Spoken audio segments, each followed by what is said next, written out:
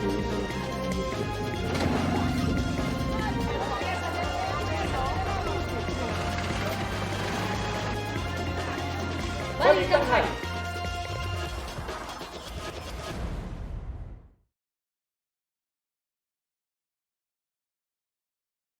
Sunog na naman po ngayong Fire Prevention Month pa naman din. 300 pamilya po ang nasunugan sa Barangay San Roque, Quezon City.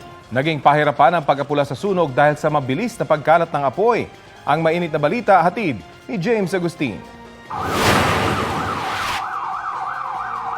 Nagangalit na apoy ang gumising sa mga residente ng 18th Avenue sa Barangay San Roque, Cubao, Quezon City, kaninang bago mag-alas 5 ng umaga. Mabilis na kumalat ang apoy sa magkakadikit na bahay. Itinaas ng Bureau of Fire Protection ang ikalawang alarma. Nasa 18 fire truck ang rumisponde, bukod pa sa mga fire volunteer. Pahirapan ng operasyon. Mahigit isang oras na sinusubukan ng mga bombero na apulahin yung malaking apoy na sumiklab sa isang residential area dito sa Cubao. Pero hanggang sa mga oras na ito ay kumakalat pa rin ito sa mga katabing bahay.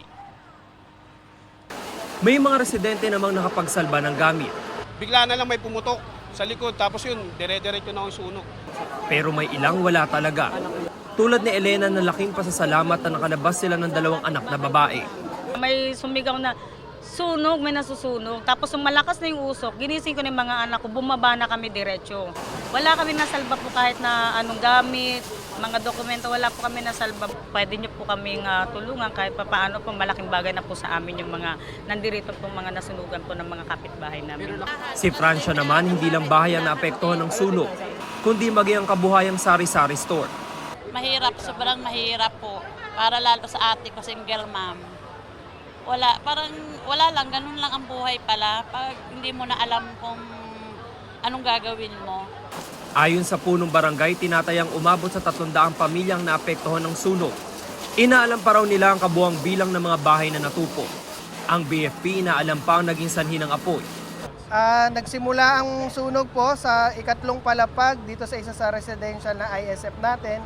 Pero agad naman po na nakaresponde ang ating mga bumbero. Mabilis pong kumalat ang apoy kasi made of light materials po ito, mga kahoy. 3 naitalang sugatan sa sunog na napula bago mag-alas 8 ng umaga. Paalala ng BFP lalo na ngayong Fire Prevention Month. Bago iwanan ng bahay, again, i-check again ang electrical outlet. Huwag mag-iwan na may nakasaksak na mga appliances. Opo, ang ating kusina, lagi rin po i-check ang LPG at iba pong mga source ng gas po. James Agustin, nagbabalita para sa GMA Integrated News. Sa pinakahuling datos ng Bureau of Fire Protection, 3,590 na ang insidente ng sunog ngayong taon sa bansa. Mas mataas yan ng 24% kumpara sa kaparehong panahon noong 2023 kung kailan may naitalang 2,887 ang BFP. Higit namang mas mababa ang insidente ng sunog ngayong 2024 sa NCR kumpara noong nakarang taon sa parehong panahon. Bumaba yan ng mahigit 56%. Mas mababa rin ang ilang bilang ng sunog ngayong March 2024 kesa noong March 2023. Ayon sa BFP, pagsisiga at baga mula sa bonfire ang pangunahing sanhi ng sunog ngayong taon. Sunod dyan ang mga sigarilyo, pati na rin ang mga ginagamit sa pagluluto. Paalala nila para maiwasan ang sunog, tanggalin sa saksak ang mga appliance kapag aalis ng bahay. Bantayan ang niluluto at huwag iiwanan.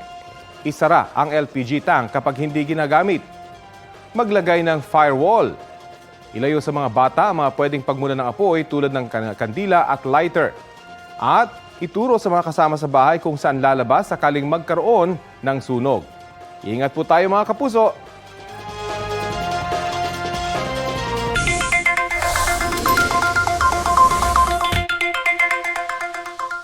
Beep, beep, beep! May inaasahang oil price rollback sa susunod na linggo.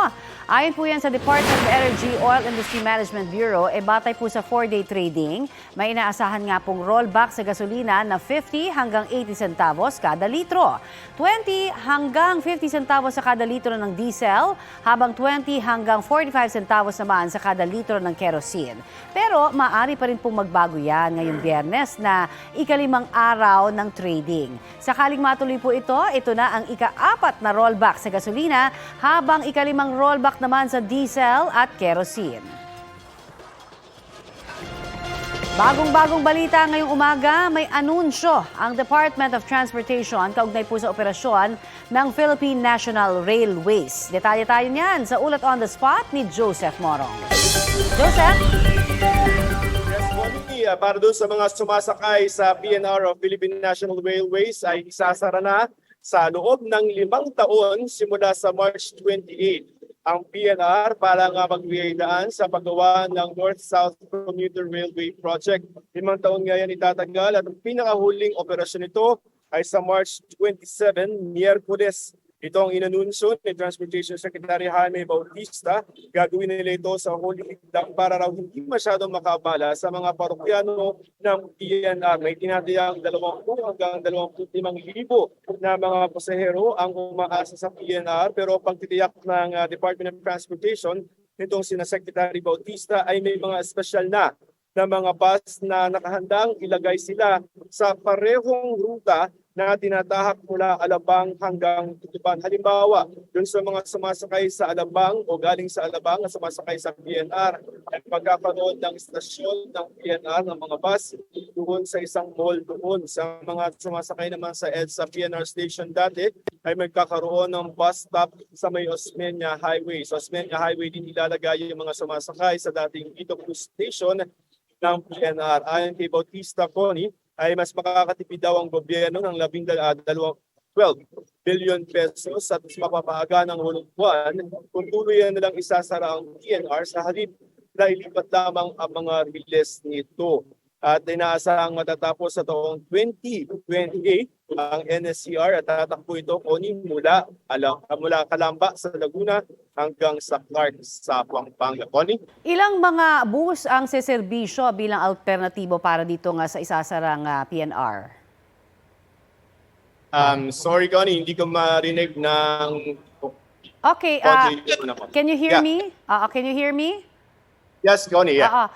So ilan ang pinag-uusapan nating magiging alternatibong bus para dito sa isasara ng PNR? Okay, so 25 na mga bus yung ipapalit nila o isa-sub nila doon sa mawawalang linya ng PNR at na sinabi niyan sa LTFRB. At oras na tumigil yung operasyon ng PNR sa March 28 ay nakahanda na yung mga bus. At meron na ring listahan sila ng mga bus stops. So 1, 2, 3, 4, 5, 6, 7, 8, 9, 10, 11.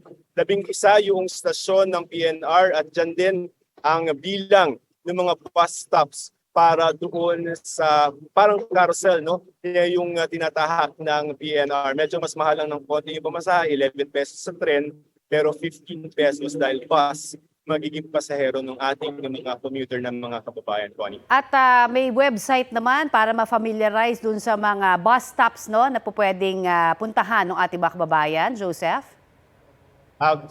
If you would indulge me, no, kung gusto mong basahin natin yung listahan ng mga proposed na mga bus stops sa Alabang, sa Star Mall, Alabang sa Bigutan Exit, Micos Exit.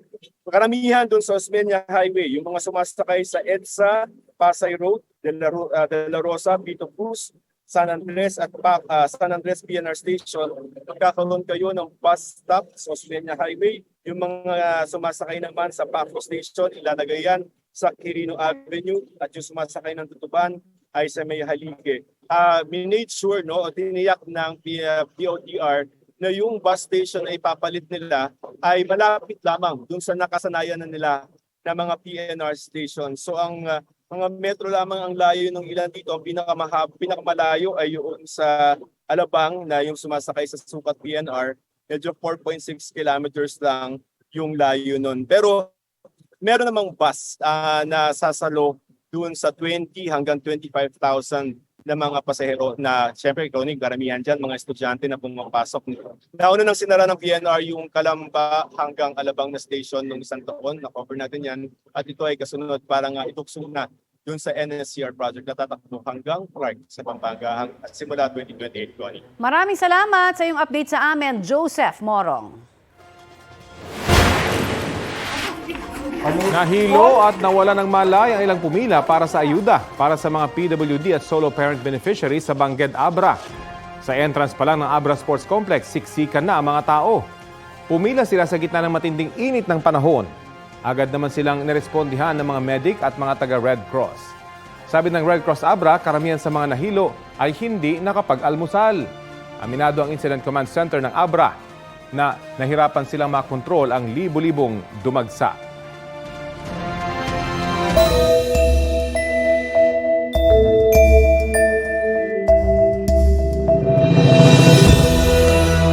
Dahil nga tumitindi na naman ang init ng panahon, magpapatupad ang MMDA ng 30-minute heat stroke break sa kanilang on-duty field personnel. Kabilang dyan ang traffic enforcers at street sweepers. Sa anunsyo ng MMDA, magkakaroon ng rotation schedule na ipatutupad simula March 15 hanggang May 31.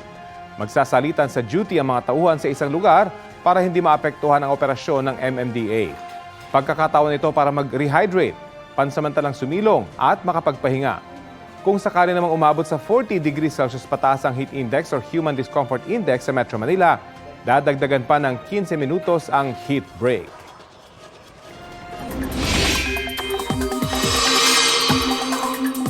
Magpapatuloy po ngayong araw ang mainit at maalinsangang panahon sa iba't ibang bahagi ng bansa. Ayon po sa Pag-asa, posibleng umabot sa 41 degrees Celsius ang heat index sa Pili, Camarines Sur, Iloilo City, Dumangas, Iloilo, Catbalogan, Samar, Zamboanga City at sa Cotabato City. 37 degrees Celsius ang possible na heat index ngayong pong araw sa Quezon City. Kaya mga kapuso, uminom ng sapat na tubig ngayong mainit ang panahon.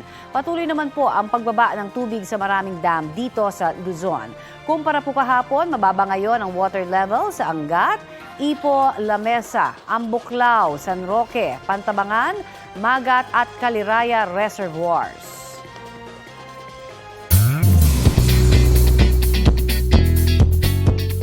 Weekend na mga mare at pare, pero simula ngayong araw, hindi na po mapapanood ang noontime show na tahanang pinakamasaya ayon sa Tape Incorporated. Nagpasalamat ang GMA Network sa ambag at kontribusyon ng Tape sa noontime programming. Ang latest mula kay Nelson Canlas.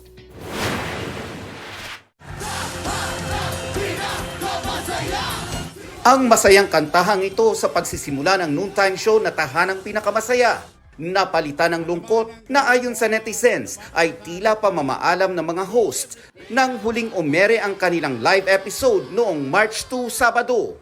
Matapos ang ilang araw na espekulasyon at pagpapalabas ng replayed episodes, inanunsyo ng Tape Incorporated na ang programang tahanang pinakamasaya ay hindi na e-ere. Nagpasalamat ang Tape Incorporated sa GMA7 para sa itinuturing nilang long and fruitful partnership. Nakatulong daw ang konsiderasyon at pangunawang ibinigay ng GMA7 sa pinagdaanan ng kumpanya. Dagdag pa ng Tape Incorporated, sinubukan daw nilang isalba ang programa pero nagkasundo ang Tape at ang GMA na tapusin na ito. Sa pahayag naman ng Kapuso Network, dahil sa mga hindi maiiwasang pangyayari, nagdesisyon ang Tape Incorporated na itigil ang pag-ere ng tahanang pinakamasaya. Nagpasalamat ang GMA Network sa Tape Incorporated para sa napakahalagang ambag nito sa noontime programming sa nakalipas na mga dekada na tiyak na di malilimutan ng mga Pilipino sa darating na mga panahon. Mananatili ang pasasalamat ng GMA7 sa Tape Incorporated para sa partnership nito sa mga nakalipas na dekada. Nelson Canlas nagbabalita para sa GMA Integrated News. Naging emosyonal si Sparkle actress Mikey Quintos sa reunion nila ng kanyang Onanay co-stars. Na-realize ko din, Tito Lar, kung gaano kalakas yung impact nung Onanay sa akin. Kasi meron akong crying scene sa Attorney Matias and tinignan ko lang si Joe. Tapos na-affect ako ulit. Yan ang pag-amin ni Mikey na guest sa bagong GMA Afternoon Prime serye na Lilit Matias, Attorney at Law.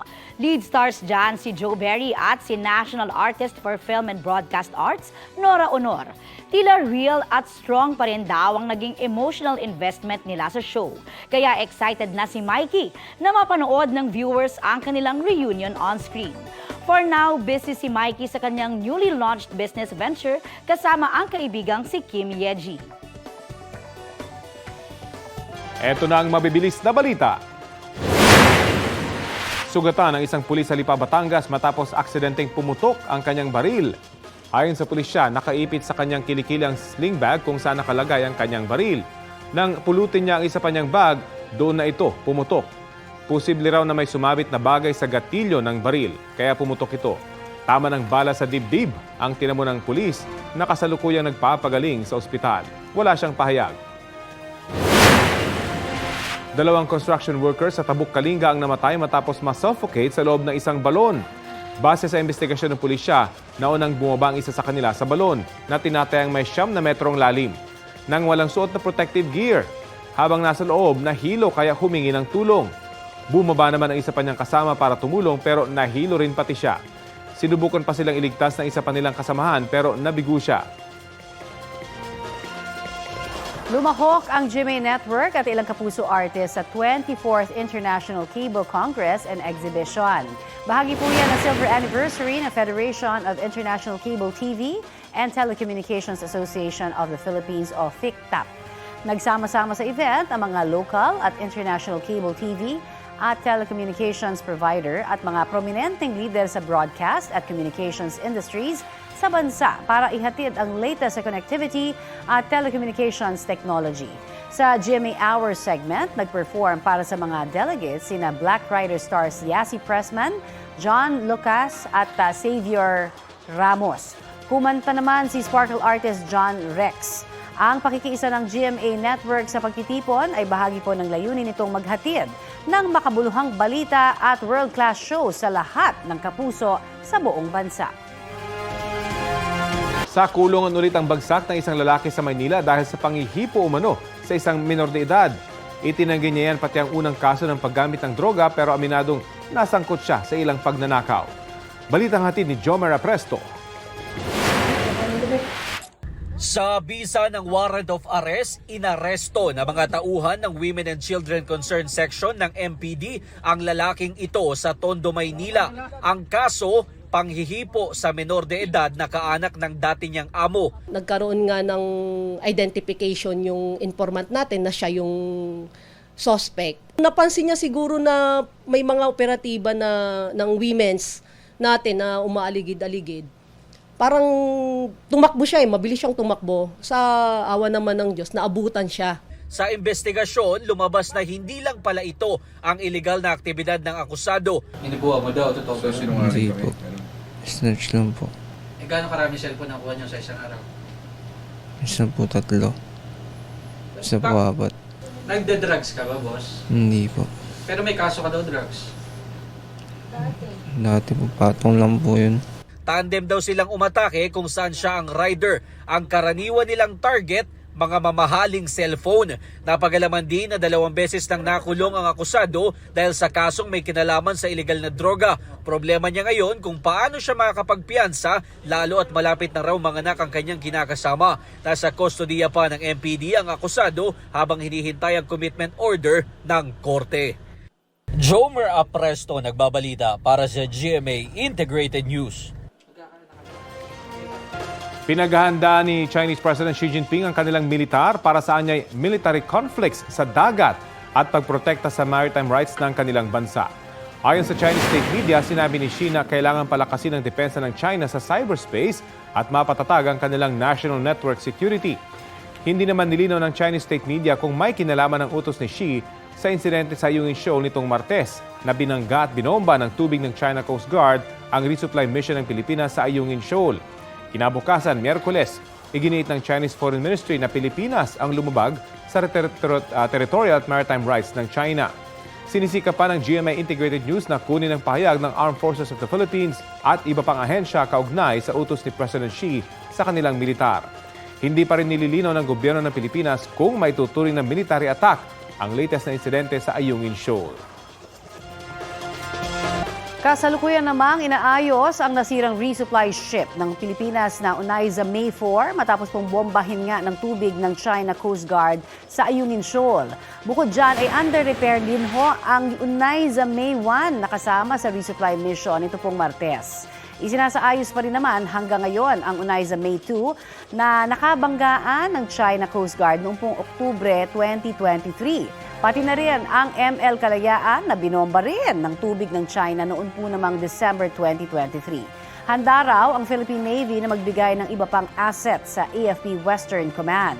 May nakatakda rin daw silang bilhin ng mga bagong barko at eroplano bilang bahagi ng kanilang modernization program.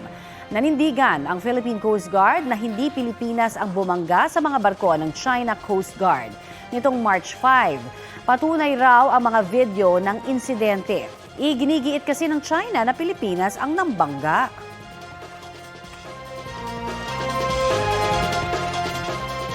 Nagbigay pugay ang ilang personalidad sa showbiz sa yumaong multi-awarded actress na si Jacqueline Jose. Kabilang sa mga dumating sa burol ng aktres sina Randy Santiago, Sheer Valdez, Efren Reyes Jr. at Iza Calzado. Nag-alay rin ng mga kanta para kay Jacqueline. Narito ang pahayag ng ilan sa mga kaibigan ni Jacqueline sa industriya. Ang GMA gumawa ng special feature sa Wagas on our love story. And si Jacqueline ang nag-portray ng Boots. Sabi ni Jacqueline, Tita Boots, Tita Boots, I'm going to portray you. Sabi niya gano'n. And alam mo naman, so parang it was an honor to be portrayed. I remember huli kami na sinabi niya pa sa akin na pag gumawa ako ng pelikula, kahit cameo role lang daw siya, happy na raw siya, magkasama lang kami uli sa pelikula. Jane's a very good friend. Actually, hindi lang siya katrabaho namin ni Ate B na artista, kundi kaibigan pa. And ang isa sa mas importante sa akin is kinuha niya akong ninong ni Andy. Mabait na tao si Jacqueline, tahimik lang siya. Saka pag pinetuhan mo, nakikinig lang, hindi magsasalita. Pero pag kinausap mo, magsasalita yan. Bakla din yan eh. Oo, bakla din yung babae niya, napakabait talaga. Mabibilis na balita po tayo. Nasamsam sa isinagawang buy-bust operation sa Pasay ang mahigit sa 12 milyong pisong halaga ng umunoy shabu. May bigit itong halos 2 kilo. Arestado ang 2 lalaki dahil sa umunoy pagtutulak ng iligal na droga. Walang pahayag ang mga suspect. 3 ang patay sa drag racing umano sa highway sa Libungan, Cotabato. Nasawi riyan ang mag-asawang sakay ng isang tricycle matapos bumunggo sa kanila ang isang motorsiklo na sangkot sa umunoy drag racing. Ang rider ng motorsiklo nasawi rin. Hanggang kalahating milyong pisong danyos ang hinihingi ng pamilya ng mag-asawang nasawi sa handlers ng umunoy drag race bilang pagbibigay hustisya sa mga biktima. Pinaghahanap na mga handler ng sinasabing drag race. Good job muli ang Pinoy gymnast na si Carlos Yulo. Pasok ho kasi siya sa finals ng men's floor exercise sa 2024 FIG Artistic Gymnastics World Cup Series sa Azerbaijan. Yan po ay matapos siyang pumangatlo sa men's floor exercise qualifier. Nakakuha po siya ng 13.333 points, sunod sa pambato ng Korean at Japan. Gaganapin po ang finals niyan bukas. Pasok din po ang Pinoy gymnast na si Lee Bai Hangrui Vivar sa finals ng uneven bars matapos makuha ang pang-anim na pwesto sa score na 13.466.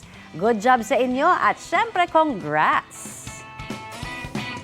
Sa mga may budget po diyang mag-Australia. Alam nyo ba, may mga lugar po sa Mornington Peninsula para sa mga gustong chill and relax lang. Balitang hatid ni Ian Cruz. Mula sa mabilis at modernong syudad ng Melbourne dito sa Australia, pinuntahan naming mga journalist na lumahok sa international media visit sa imbitasyon ng gobyerno ng Australia, ang Mornington Peninsula. Relaxing ang lugar na may overlooking area at beach.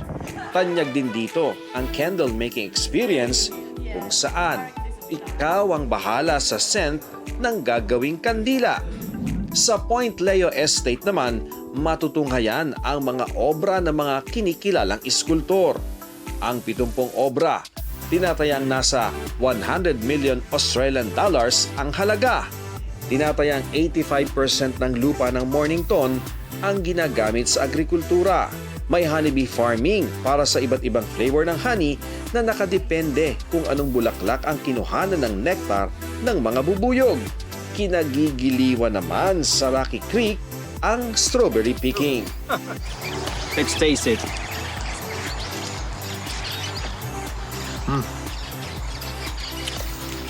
Ang tamis. Fresh na fresh. Ang sarap. Ibang-iba kaysa doon sa nasa supermarket. Ang sustainable farms, gaya ng green olives, gumagamit ng solar energy. Ang tubig na naipon sa pond, galing sa spring na siyang ipinangdidilig sa mga tanim. Ang mga sariwang ani, inihahain sa kanilang sariling resto. Sa Torello Farms, mabubusog ang mga mata mo sa napakaraming ani ng gulay at prutas mula sa iba't ibang kalapit na farms. Tulad sa Pilipinas, aminado ang may-ari ng farm na problema nila ang tumatandang mga magsasaka sa Australia na may average age na 57 years old ngayon. Mabuti na lang, may programa ang estado ng Victoria para sa mga kabataan na gaya ni Will na maging intern at matutong magsaka. Marami pang nakatiwangwang na lupa dito sa Australia, kaya naman yung mga interns dito sa mga farm na mga young ones dito sa Australia ay maaring tulungan ng mga organisasyon at ng gobyerno para makapag-lease sila ng lupa upang makapagsaka. What we're trying to run here is a program that creates a pathway so people can get access to leasing land. It's been great. It's probably the best part of my week. Just learning so much. I'm just learning so much that I didn't think I could learn with other people that are very passionate about. Mula sa Australia, Ian Cruz nagbabalita para sa GMA Integrated News.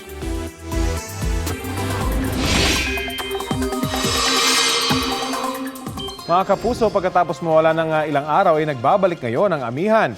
Pero nananatili pa itong mahina at tanging Northern Luzon ang apektado ayon po sa Pag-asa. Base sa rainfall forecast ng Metro Weather, asahan ng pag-uulan sa ilang bahagi ng Northern, Central at Southern Luzon sa mga susunod na oras. Uulanin din ang ilang panig ng Visayas at Mindanao. Bahagyang dadami ang mga lugar na posibleng makaranas ng ulan bukas at sa linggo. Asahan ng heavy rains na maaaring magdulot ng baha o landslide. Mababa naman ang tsansa ng ulan dito po sa Metro Manila ngayong araw at sa linggo. Uulanin ang ilang panig ng NCR bukas. Sana nga po matuloy para may konting ginhawa mula sa init ng panahon.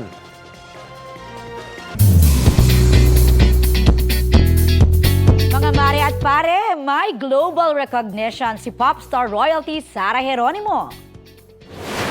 Kabilang si Sara sa ginawaran ng Global Force Award sa Billboard Women in Music Awards sa Amerika. Ang Global Force Award ay ibinibigay ng Billboard para sa hindi matatawarang kontribusyon ng isang artist sa music industry. Stunning ang popstar royalty sa pink Michael Cinco gown at new shaggy hairstyle. Sa kanyang acceptance speech, sinabi ni Sara na sumisimbolo ang award sa tapang na lagpasan ng life challenges, pati na rin ang pag-asang magkaroon ng positive change sa mundo sa pamamagitan ng musika. Thankful din siya sa Billboard at dinededicate sa mga Filipino artist ang award.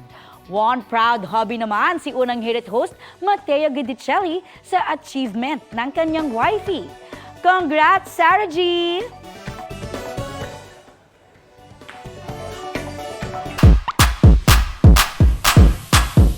Mala virtual world ang wedding ng isang couple sa Iloilo City. Papaano ba naman? Video game inspired ang kanilang kasal. Mula po sa simbahan, reception, accessories at decorations, maging ang wedding dress ni bride, may element ng laro. Ang mga nakakalaro nila sa video game, syempre, imbitado rin sa kasal. Ayon po sa bride na si Winky, malaking parte ng buhay nila mag-asawa ang laro. Ang mga picture na yan, meron ng 12,000 reactions at mahigit 6,000 shares sa Facebook. Wow! Nanawagan ng ilang grupo ng mga guro sa Department of Education na itigil muna ang Catch-up Fridays. Ito ang programa para makahabol ang mga estudyante sa pagbabasa at iba pang learning skills. Ayon sa Teachers Learning Coalition, dagdag problema sa schedule ng mga guro ang Catch-up Fridays. Mga guro din daw kasi ang gumagastos sa pagpapa-photocopy dahil sa kakulangan ng mga material. Sa panayam ng unang balita, sinabi ni Alliance of Concerned Teachers Chairperson Vladimir Ketua na nahihirapan ng mga guro dahil walang sapat na guidelines mula sa DepEd. Sinubukan ng GMA Integrated News na kunin ang panig ng DepEd pero tumanggi muna silang magbigay ng pahayag. Dapat magkaroon talaga ng demokratikong konsultasyon. Wala kayo, Oo, wala tayong pagtutol doon sa tinatawag na mga intervensyon, no? Pero saan ba kami magsisimula? Ano muna gagamitin? Ano yung mga sukatan sa pagbabasa? At ano mga gawain sa pagtuturo? Hindi makita ng mismo kaming mga magulang, kaming mga guro, at kaming mga bata, paano ba talaga mariresolbahan yung kakulangan sa pagbabasa?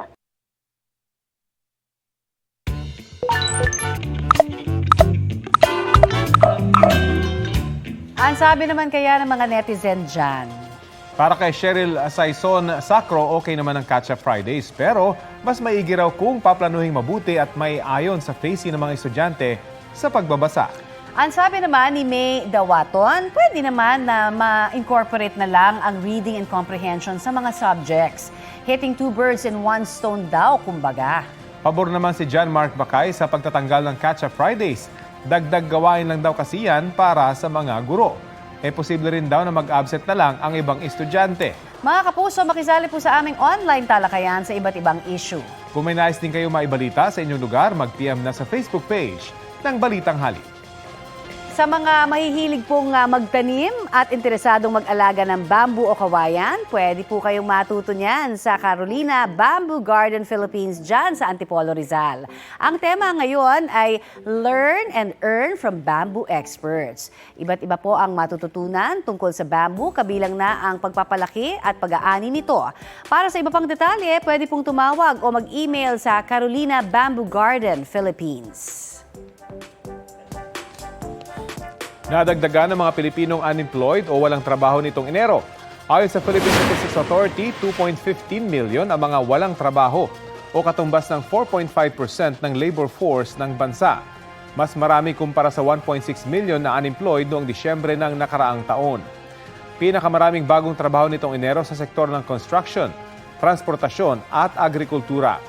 6.39 million naman ang mga underemployed o yung may trabaho pero mas mababa sa kakayahan nila o kaya nakukulangan sila sa kanilang kita. Nagkagulo ang mga pulis at ilang lumahok po sa mga aktibidad ngayong International Women's Day. May ulat on the spot si Sam Nielsen ng Super Radio DZBB. Sam? Connie, Rafi, ang mga kabataan kababaihan at pumagitna kanina sa balyahan. Ilang minutong balyahan ito kasama ang hanay ng anti-riot police ng Manila Police District. At nakikiusap kanina itong mga kababaihan na sila ay makapag-programa. Hinarang ang 6x6 truck upang hindi makaraan itong mga rallyista dito naman sa kahabaan ng Moraita, tapat mismo nitong Far Eastern University. Ang anti-riot police ginamit ang kanilang shield para pigilan itong mga rallyista na makalusot pa at makarating sa bahagi ng rekto. Ang ilang babae sa gitna na ipit, pero sabi nitong si Manila Police District Station 14 Commander Lieutenant Colonel Romeo Estabilio, wala namang nasaktan na umano sa hanay nitong mga militante maging doon sa kanilang panig dito sa mga anti-riot police. Iningan pa ng panig ng Super Radio DZBB. Ito namang mga nagpoprotesta. Nasa harap pa rin ngayon itong mga nagpoprotesta sa FEU. Sabi ng pulis, hindi sila makakatawid kahit pilitin pa nila. Pinapaalis na ng mga babaeng nagpoprograma itong mga pulis dahil dadaan daw sila. At sa mga sa to ay tuloy-tuloy na lamang yung sinasagawang programa nitong mga nagpoprotesta. Cody, Rafi. Maraming salamat, Sam Nielsen ng Super Radio DZBB. Mga kapuso, humihina na raw ang El Nino sa bansa ayon sa Pag-asa. Pero mararamdaman pa rin daw ang epekto nito hanggang sa mga susunod na buwan. Inaasahang nasa 40 probinsya ang makararanas ng drought o tagtuyot ngayong Marso hanggang Abril. Sa kabila niya, naglunsad na nga lang ng La Nina Watch ang Pag-asa. Posible raw kasi ito mag-develop pagdating ng Hunyo, pero ang epekto ng La Nina ay mararamdaman sa mga huling buwan pa ng taon. May one for the books na experience ng isang alagang aso sa Binangonan, Rizal. May pangmalakasan kasing bonding sila ng kanyang amo na G. Fur Adventures. At literal ka rin daw na mapapa up, and away! Yes, money! Yan ang sky is the limit na adventure ng Shih Tzu na si Money at ng kanyang amo na si Lenny. Memorable daw ito dahil first time nilang mag-amo na mag-paragliding. Tumagal lang 10 minuto ang kanilang bonding sa ere. Sobrang saya raw ni Manny matapos ang pag-paragliding at ayaw pa nga raw bumaba. Pero paalala ni Lenny sa mga nagbabalak isama ang alaga sa paragliding, kumonsulta po muna sa mga eksperto para iwas disgrasya. Happy International Women's Day po sa lahat ng mga kababaihan. Ito po ang Balitang Hali. Bahagi kami ng mas malaking misyon. Ako po, si Connie Sison. Rafi Tima po. Kasama niyo rin po ako, Aubrey Carampel. Para sa mas malawak na paglilingkod sa bayan. Mula sa GMA Integrated News, ang News Authority ng Filipino.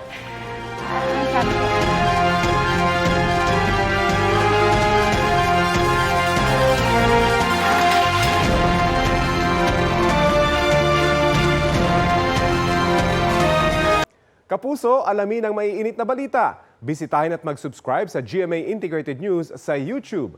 Sa mga kapuso abroad, samahan nyo kami sa GMA Pinoy TV at sa www.gmanews.tv.